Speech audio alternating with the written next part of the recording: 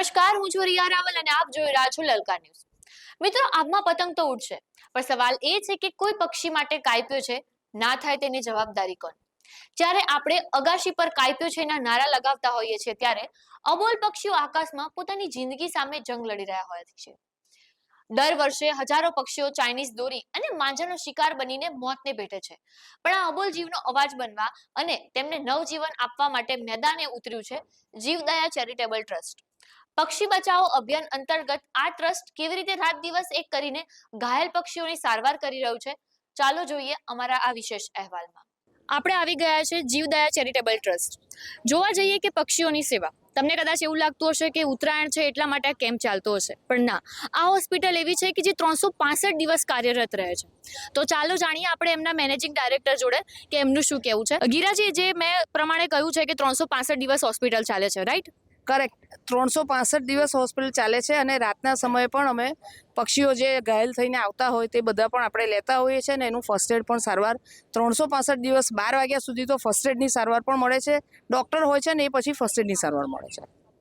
આમાં એવું છે ગિરાજી કે 365 દિવસમાં જે હોસ્પિટલ ચાલુ રહે છે એ સ્ટાફ અને અત્યારે ઉત્તરાયણ સ્પેશિયલ જે આપણે થીમ રાખી છે એમાં સ્ટાફનો કોઈ ફેરફાર છે?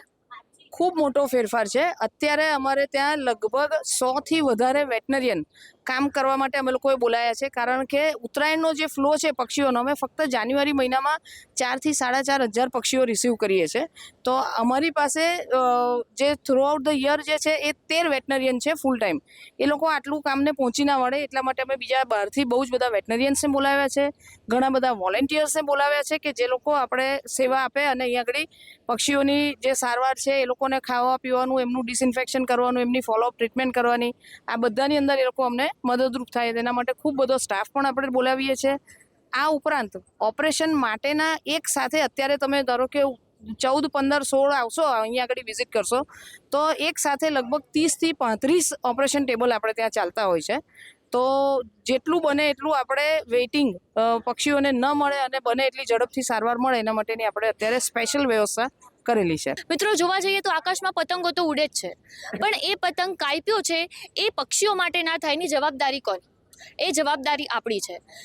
પક્ષીઓને આપણે જોઈએ છે કે એમની પાંખો કપાઈ જાય, ઘાયલ થઈ જાય છે. અમુક લોકોને આપણે જોવા જઈએ તો અમુક પક્ષીઓને ગમે ત્યાં કટ થાય છે તો કોઈ પણ માણસ અવેરનેસ નથી થઈ રહ્યું. તો એ અવેરનેસ માટે જીવદયા ચેરિટેબલ ટ્રસ્ટે જંગલ ટેલ્સની થીમ રાખવામાં આવી છે. ત્યારે કેટલા પક્ષીઓ જીવદયા ચેરિટેબલ ટ્રસ્ટમાં આવે છે ઉત્તરાયણને લઈને કે રેગ્યુલર ડેમાં, એ આપણે જાણીએ મહેશભાઈ જોડેથી. તો ચાલો મહેશભાઈ, એકચ્યુઅલીમાં ઉત્તરાયણ સ્પેશિયલમાં કેટલા પક્ષીઓ, મતલબ આજનો દિવસ જોવા જઈએ તો આજના દિવસમાં બપોરે 12 વાગ્યા સુધી કેટલા પક્ષીઓ આવી ચૂક્યા હશે? સવારથી અત્યાર સુધીમાં 75 બર્ડ્સ આવ્યા છે અને 1 જાન્યુઆરીથી અત્યાર સુધીમાં 1600 જેટલા બર્ડ્સ આવ્યા છે. અને જે પ્રમાણે આ ફ્લો જોઈ રહ્યા છે તમને એવું લાગે છે કે લગભગ 5,000થી વધારે બર્ડ્સ આવશે આ 16 તારીખ સુધીમાં. તો આપણે જોવા જઈએ તો આમ તો ચાઇનીઝ દોરી અને જે કાટવાળી દોરી છે એ બધા પર પ્રતિબંધો મૂકેલો છે, પણ તો પણ આટલા પક્ષીઓ ઘવાય છે અને જે નુકસાન થઈ રહ્યું છે, તો એ પ્રમાણે તમને શું લાગી રહ્યું છે કે ઉત્તરાયણ આવતા પહેલા જ જો આટલો હાલ છે તો ઉત્તરાયણના ટાઈમે શું થશે? ઉત્તરાયણમાં ભયંકર પક્ષીઓનો ફ્લો વધશે. એ ઉપરાંત આ પતંગની દોરીથી જે પબ્લિક છે વેપારીઓ તો એમના પૈસા વધારે કમાવા માટે આ ચાઇનીઝ દોરી વેચે છે, પણ પબ્લિકે પણ સમજવું જોઈએ કે આવી દોરીનો યુઝ ના કરવો જોઈએ. ઉત્તરાયણ પતી ગયા પછી પણ 1 મહિના સુધી અમારે ત્યાં બર્ડ્સ આવશે. જે ઝાડ ઉપર દોરીઓ લટકેલી હોય છે એનાથી કપાઈને બી બર્ડ્સ આવતા હોય છે. ચાઇનીઝ દોરી પરનો પ્રતિબંધ આ માત્ર કાગળ પર નહીં પણ આપણા મનમાં હોવો જોઈએ.